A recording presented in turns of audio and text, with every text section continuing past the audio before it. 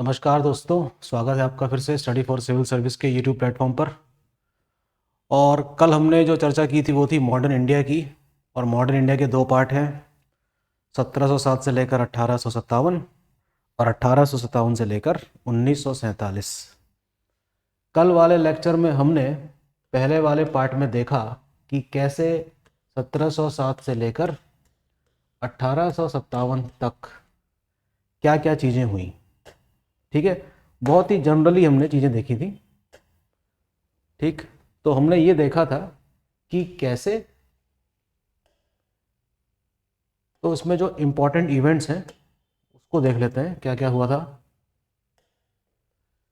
Number एक हमने देखा था मुगल एम्पायर के डिक्लाइन को होते हुए। मुगल का क्या हुआ है? डिक्लाइन, अर्थात उसका पतन शुरू हुआ है। दूसरा क्या देखते हैं? रीजनल जो रूलर्स हैं, यानी कि जो क्षेत्रीय राजवंश हैं, उनका उदय हुआ है। ये वही लोग थे जो कभी मुगलों के अधीन थे, या कह सकते हैं ये वही लोग थे जो मुगलों के गवर्नर थे, क्योंकि मुगलों के बहुत बड़े बड़े प्रांत थे और उन प्रांतों का जो प्रांतपति होता था, जिसको गवर्नर कहते हैं, उन लोगों ने एक एक करके अपनी स्वतंत्रता घोषित करी। जैसे कि मुर्शिद कुली खान हो गया बंगाल वाला। ठीक है, तो हम ये भी देखते हैं कि किस प्रकार से नए रूलर्स स्टैब्लिश होते हैं भारत के अलग अलग हिस्सों में, जिनके नाम आपको याद होंगे। एक तो हो गया बंगाल, ठीक, अवध, पंजाब, मैसूर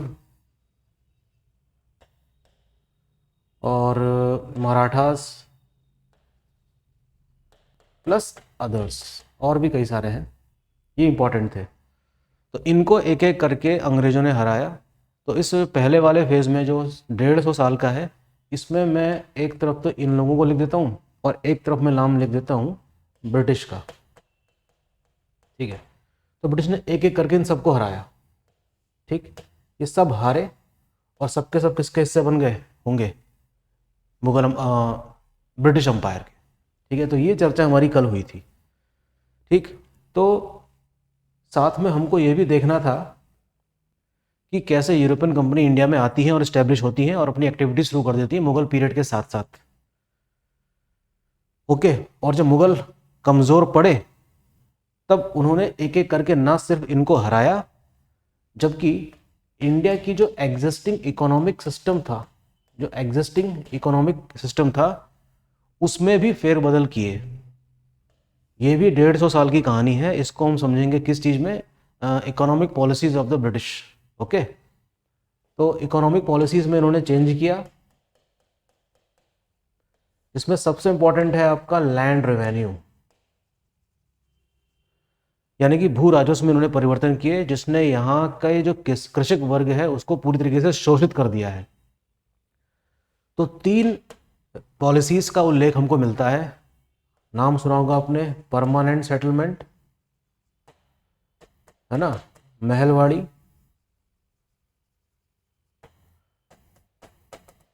और रैयतवाड़ी। ये 4 जो सिस्टम इन्होंने डेवलप किए थे, उसने भारत की अर्थव्यवस्था को बहुत ही ज़बरदस्त आघात पहुंचाया। तो वो सिर्फ साम्राज्य विस्तार ही नहीं कर रहे थे, बल्कि अपना एक सिस्टम भी डेवलप कर रहे थे। इन्होंने अपनी आर्मी डेवलप कर ली, इन्होंने अपना पुलिस सिस्टम स्टैब्लिश कर लिया, इन्होंने जुडिशरी स्टैब्लिश कर ली। तो धीरे धीरे सारा जो सिस्टम पहले से चला आ रहा था मुगल पीरियड में, वो सारा खत्म हो गया और धीरे धीरे समय के साथ साथ इनका सिस्टम स्टैब्लिश हो गया। ठीक, तो ये इसी पीरियड के दौरान हुआ होगा। तो 1857 में जब क्रांति हुई थी, तो हुई तो थी अंग्रेजों को भारत से बाहर खदेड़ने के लिए, लेकिन नहीं कर पाए। वो विद्रोह सफल नहीं हो पाया और उसका नतीजा ये हुआ कि अंग्रेजों ने 90 साल और शासन किया। और इस बार वो किस किस पे शासन कर रहे हैं? उस अपनी एग्जिस्टिंग सिस्टम जो उन्होंने पिछले 150 साल में बनाया था, उसको आधार मानकर इन्होंने शासन करना शुरू किया। भले ही गवर्नमेंट ऑफ इंडिया एक्ट के बाद गवर्नर जनरल की पावर को थोड़ा कम कर दिया गया था, लेकिन जो ब्रिटिश कैरेक्टर था वो कभी भी हमको जाता हुआ नहीं दिखा। That was remain till 1947। Okay, तो ये चीज़ें कल के लेक्चर में ये वाली चीज़ें मिस कर रही थी, वो मैंने ऐड कर दी। अब हमें और क्या समझना चाहिए? हमें एक चीज़ और समझनी चाहिए। ठीक, इसको आप समझिए, काफ़ी इम्पोर्टेंट है ना, काफ़ी इम्पोर्टेंट है, ये आपको समझना चाहिए इस चीज़ को कि एक तरफ तो ये पॉलिटिकल एक्टिविटीज़ हो रही हैं, साथ ही साथ कुछ और चीज़ें भी चलेंगी जिसको इतिहास के पन्नों में जगह दी गई है, और वो एग्ज़ाम के लिहाज से भी काफ़ी इम्पोर्टेंट है। ठीक है, याद रखिए। लेकिन हम उसको किसी टाइम फ्रेम के अंदर नहीं रख सकते। जैसे मॉडर्न इंडिया के अगर दो पार्ट हैं भी, 1707 टू 1857 और 1857 टू 1947, तो जिस चीज़ की बात मैं कर रहा हूँ वो इन दोनों में चलता है। ठीक है, तो इसलिए हम उसको दोनों के अंतर्गत रखेंगे। ठीक, तो उसको समझिए ज़रा। उस पीरियड का नाम है रेनेसां, अर्थात पुनर्जागरण का काल। भारत में इसकी शुरुआत काफ़ी लेट हुई। रेनेसां कोई नई होने वाली घटना नहीं थी। ओके, यूरोप में हमने इस चीज़ को होते हुए देख लिया था और 15वीं सेंचुरी में, और कैसे रेनेसां के युग ने वहाँ के बाशिंदों को, जो यूरोप में रहने वाले थे, एक अंधकार युग से बाहर का रास्ता दिखाया। तो इसी प्रकार से भारत में भी ये युग शुरू हुआ, जिसकी शुरुआत मानी जाती है 19वीं सेंचुरी के फर्स्ट क्वार्टर में।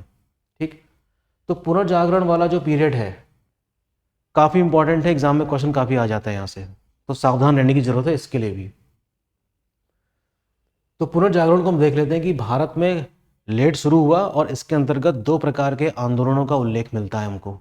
हम लोग सिर्फ डिस्कस कर रहे हैं अभी। ठीक, एक का नाम है रिवाइवल, ये मैं पहले लिख लेता हूँ, रिफॉर्म। रिफॉर्म का मतलब होता है सुधार करना।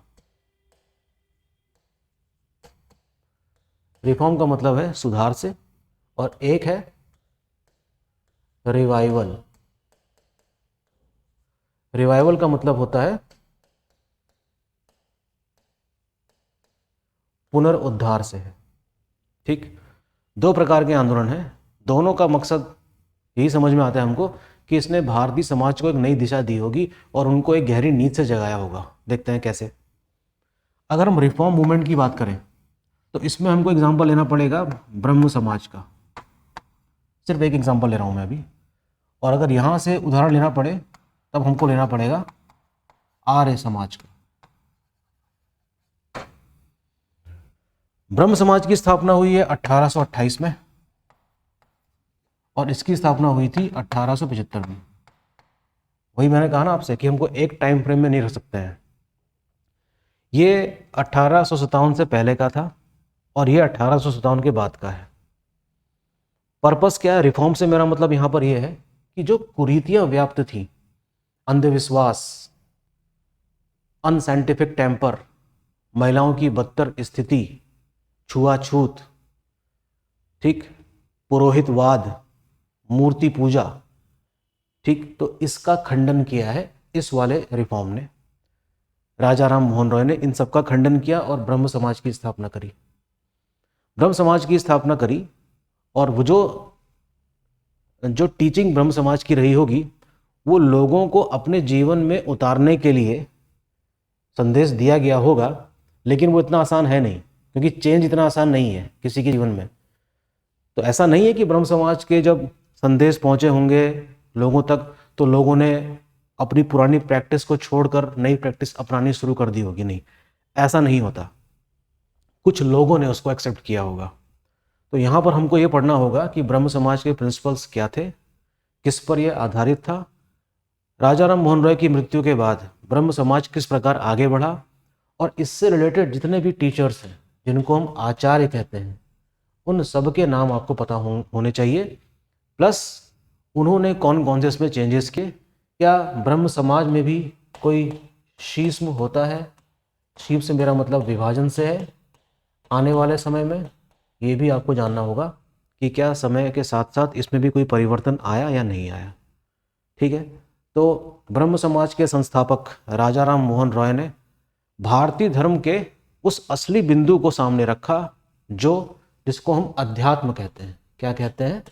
अध्यात्म कहते हैं। जिसको हम क्या कहते हैं? अध्यात्म कहते हैं, यानी कि फिलोसफिकल थॉट कहते हैं। यही है असली मूल सनातन धर्म का, अकॉर्डिंग टू ब्रह्म समाज, और सच भी यही है। ठीक है, तो इनका ये मानना है कि अगर लोगों को गहरी नींद से जगाना है तो कम से कम इस चीज़ का विचार होना जरूर चाहिए। तो भारतीय अध्यात्म और पश्चिम जगत का विज्ञान, इन दोनों को अगर अपने जीवन में अंगीकार कर लिया जाए तो एक बहुत ही उन्नत समाज का निर्माण किया जा सकता है, ये इनका मानना है। जाहिर सी बात है, लोगों तक बात पहुंची होगी, खबर पहुंची होगी, धीरे धीरे ही सही।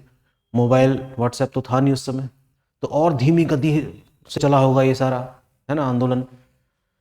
बहरहाल लोगों तक बात पहुंची, कुछ लोगों को समझ में आई, उन्होंने अंगीकार किया। जिन लोगों को समझ में नहीं आई तो समाज उसी प्रकार से आगे बढ़ता रहा। कुछ समय बाद हम देखते हैं 1857 की क्रांति के बाद भी ये सारे सुधार कार्यक्रम जारी रहे। रिवाइवल वाला जो एग्जाम्पल लेंगे हम, लेंगे वो आर्य समाज का, जिसकी स्थापना किसने करी है, दयानंद सरस्वती ने। और इन्होंने भी पाखंडवाद का खंडन किया है जो हिंदू धर्म में व्याप्त था। इन्होंने कहा कि हिंदू धर्म की जो मूल है वो हम खो चुके हैं, है ना, खो चुके हैं, और फिर से जरूरी है कि दोबारा से उन्हीं मूल्यों को फिर से जगाया जाए। इसीलिए इसको किस कैटेगरी में रखा जाता है, पुनरुद्धार। ये यूं ही नहीं कह देते हैं कि वेदों की ओर लौटो। वेदों की ओर लौटो का मतलब यही है कि जो मूल्य इतने वर्षों में हम खो चुके हैं उनको फिर से प्राप्त करना होगा।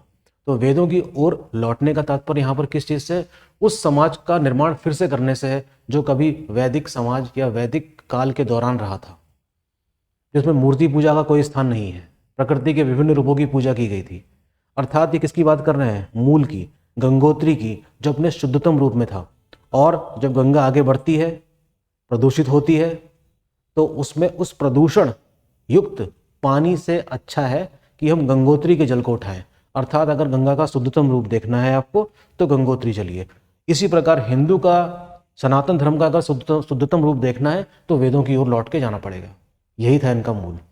इससे क्या होगा, इससे ये होगा कि भारतीय समाज को उनके ग्लोरियस पास्ट के बारे में पता चलेगा कि हमारा भी एक क्या था, एक वैभवशाली अतीत था, एक वैभवशाली युग पे हम पहले ही रह चुके हैं। तो ये सारी फीलिंग, चाहे वो ब्रह्म समाज के जरिए आ रही हो, चाहे आर्य समाज के जरिए आ रही हो, चाहे बाद में फिर स्वामी विवेकानंद, जिन्होंने तो भारतीय अध्यात्म को अंतर्राष्ट्रीय पटल पे रखा अमेरिका में शिकागो की मीटिंग में, अब ये आपको पता ही होगा। तो भारतीय धर्म का जो मूल है दरअसल वो अध्यात्म है, वह वेदांतों में छिपा है। और हम किस चीज को मान रहे हैं, उन व्यर्थ के आडंबरों को, जिसने भारतीय समाज को सिर्फ एक ढकोसलेबाज के रूप में बना के स्थापित कर दिया है, ऐसा इनका मानना है। भारतीय समाज को उस दलदल से बाहर निकालने का काम किया था इन लोगों ने। लेकिन जैसा कि आप जानते ही हैं, इतना आसान नहीं है ना, कि किसी बंदे को लंबे समय से जो जिसी उसी में रह रहा है उसको दोबारा से खींच कर वापस लाना, इतना आसान नहीं है मामला। लेकिन कुछ लोग जागे, कुछ लोगों को बात जंची, कुछ लोगों को ये बात समझ में आई कि हाँ बात तो ठीक है, इतनी ठीक है कि तुमको अपने पैरों पे खड़ा कर देगी, इतनी ठीक है, इतनी शार्प है कि आपको सवाल पूछने के लिए मजबूर कर देगी। यही तो पुनर्जागरण है कि आप क्वेश्चन करना सीख जाएंगे। ठीक है, तो जो उस समय की राजनीति है वो नहीं चाहेगी कि ये सोया हुआ समाज जागे, लेकिन इनके विचारों ने लोगों को जगाया, लोग अपने पैरों पर खड़े हुए। धीरे धीरे इसकी जो कह सकते हैं जो लहर बह रही है समाज में, कहीं ना कहीं तो इम्पैक्ट डाल ही रही होगी ना। तो ये तो बात करी हमने हिंदू समाज की। इसी प्रकार इस सुधारवादी आंदोलन हमको मुस्लिम समाज में भी देखने को मिले, जैसे कि सर सईद अहमद खान का अलीगढ़ आंदोलन भी काफ़ी इंपॉर्टेंट है, एग्जाम में क्वेश्चन आता है। सर सईद अहमद खान के संबंध में आपको कई चीज़ें पता होनी चाहिए। ठीक है, यूपीएससी कई क्वेश्चन पूछ लेता है भाई यहाँ से भी। तो हिंदू समाज और मुस्लिम समाज दोनों में ही इस प्रकार के आंदोलन को होते हुए हम देखेंगे इसी दौरान। और यहाँ से भी कई सारे क्वेश्चंस एग्जाम में आ जाते हैं इनके फिलोसफिकल थॉट के बारे में, और इनके जो सिद्धांत हैं उनके बारे में भी क्वेश्चन पूछे जाते हैं। जब प्रीवियस ईयर्स के क्वेश्चन आप देखेंगे तो आपको पता चलेगा कि मैं किस बारे में बात कर रहा हूँ। ठीक, सर सईद अहमद खान की अगर हम बात करें तो सर सईद अहमद खान भी जो कुरीतियाँ व्याप्त थी मुस्लिम समाज में, उसको वो पसंद नहीं करते थे। पीरी और मुरीदी सिस्टम को ये पसंद नहीं करते थे। इनका ये मानना है कि समय के साथ धर्म में चेंज आना चाहिए, नहीं तो वह जड़ हो जाएगा, और ये परिवर्तन स्वीकार करना जरूरी है according to sir Saeed Ahmad Khan. ये भी एक साइंटिफिक टेम्पर डेवलप करना चाहते हैं मुस्लिम समाज में, लेकिन साइंटिफिक टेम्पर डेवलप करने के लिए आपको विज्ञान पढ़ना पड़ेगा, और जहाँ पर कुरान और मदरसों में जो पढ़ाई चल रही है वो सिर्फ एक धार्मिक एक ओरिएंटेशन उसी में रहता है उसका, तो विज्ञान क्या खाक पढ़ेंगे आप? ठीक है, तो मुस्लिम समाज को नई दिशा दिखाने का काम किया सर सईद अहमद खान ने। कुछ हद तक ये भी सफल हुए होंगे। बहरहाल, तो 19वीं शताब्दी में अगर मैं 1815 से लेकर, क्योंकि ब्रह्म समाज से पहले भी एक संस्था बनी हुई थी जिसका नाम था आत्मीय सभा, और वही बाद में ब्रह्म समाज के रूप में स्थापित होती है। ठीक, तो ये वो दौर था जब देख सकते हैं कि हम मुगल साम्राज्य पूरे अपने पतन की तरफ आ चुका था। ठीक, तो 19वीं शताब्दी के भारत में सामाजिक रूप से हम देखेंगे कि ये सब चीज़ें सिस्टम भी स्टैब्लिश हुई थी और लोगों को जागरूक करने का काम कर रही थी। ठीक, 1885 में आपको पता चलेगा कि इंडियन नेशनल कांग्रेस की स्थापना हुई, एक पॉलिटिकल पार्टी जो भारतीय जनमानस की जो डिमांड्स हैं वो अंग्रेज़ों तक रखेगी, क्योंकि उस समय वही रूलर्स हैं। कांग्रेस की स्थापना के पीछे जो भी षड्यंत्र रहा होगा अंग्रेज़ों का, ये भी समझ लेना जरूरी है कि ऐसा वो क्यों चाहती है। वो इसलिए चाहती है ताकि इनको पता चल सके कि भारतीय जनमानस में कोई ऐसा, कह सकते हैं कि कोई आक्रोश तो नहीं चल रहा है जिसके बारे में हम 1857 में पता नहीं लगा पाए थे, और हमको हमारी तैयारी ही पूरी नहीं थी। वो तो समय रहते हम बच गए, लेकिन क्या आने वाले समय में क्या हम इस चीज़ के लिए तैयार रहेंगे? तो क्यों ना एक ऐसा प्लेटफॉर्म प्रोवाइड कर दिया जाए भारतीयों को जहां वो अपनी सारी शिकायतें या कह सकते हैं कि रिक्वेस्ट वहां पर आके रख सकें, और हम आसानी से ये पता लगा सकें कि भारतीय जनमानस में कोई आक्रोश है या नहीं, और अगर है भी तो उसका अंदाज़ा हमको चल जाएगा कांग्रेस के जरिए। ठीक, कांग्रेस के बारे में हम पढ़ेंगे अलग से, क्योंकि इसका भी इंपॉर्टेंट रोल है इंडियन नेशनल मूवमेंट में, जाहिर सी बात है। तो जो 19वीं शताब्दी है इसमें इन सभी महापुरुषों का एक बहुत ही इंपॉर्टेंट रोल है। ठीक, जैसे कि राजा राम मोहन रॉय, दयानंद सरस्वती, ईश्वर चंद्र विद्यासागर, गोपाल कृष्ण गोखले, स्वामी विवेकानंद, सर सईद अहमद खान।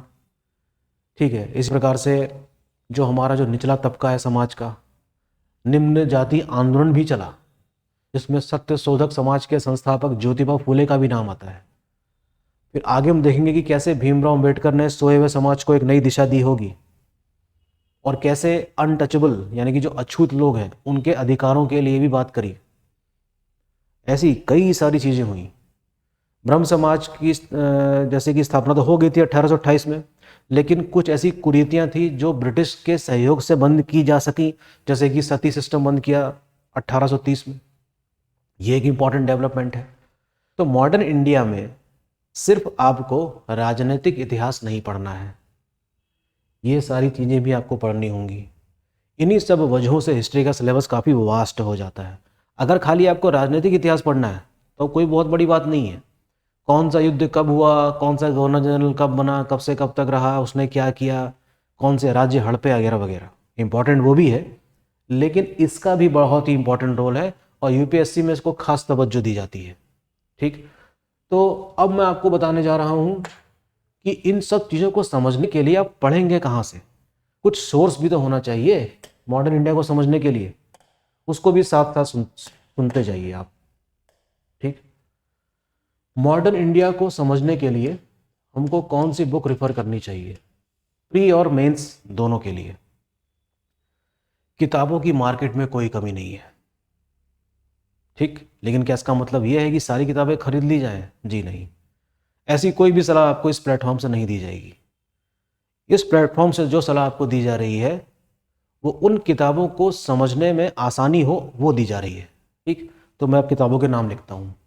देखिए, मॉडर्न इंडिया को समझने के लिए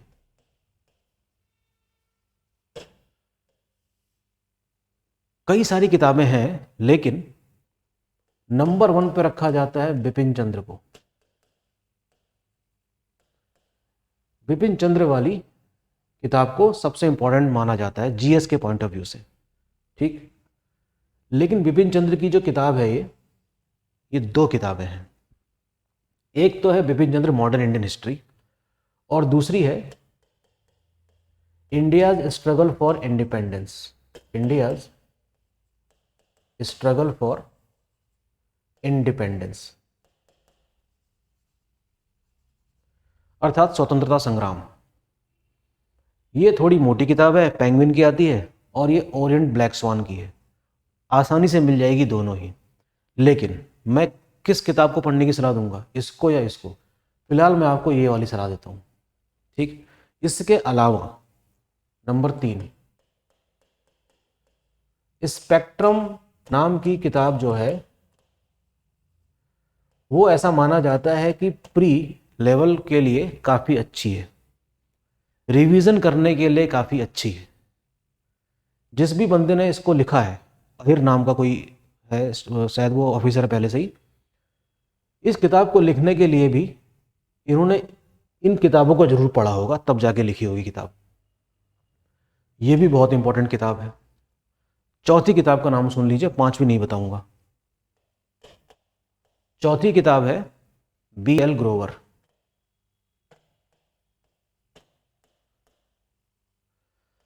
देखिए, हर किताब का अपना मिजाज है, ठीक।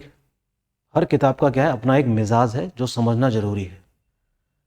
अगर आप बिपिन चंद्र को पढ़ते हैं तो आपकी जो अंडरस्टैंडिंग है मॉडर्न इंडिया को लेकर वो काफ़ी बेहतर बन जाती है। लेकिन मैं कहूँगा कि साथ साथ उस किताब को पढ़ने के बाद आप सीधे इसको पढ़िए। तो मैं ऐसा क्यों कह रहा हूँ? मैं इसलिए कह रहा हूँ क्योंकि इसमें जो शुरुआत होती है, इस वाली किताब में खासतौर पे, वो 1857 के बाद होती है। इसमें जो शुरुआत होती है वो शुरुआत होती है मुगल एम्पायर के डिक्लाइन होने से।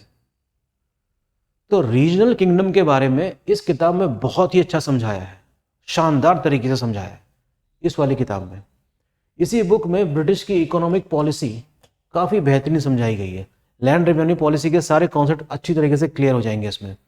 गवर्नर जनरल, वाइसरॉय, इन सब के बारे में इस किताब में बहुत ही अच्छी तरह दिया गया है।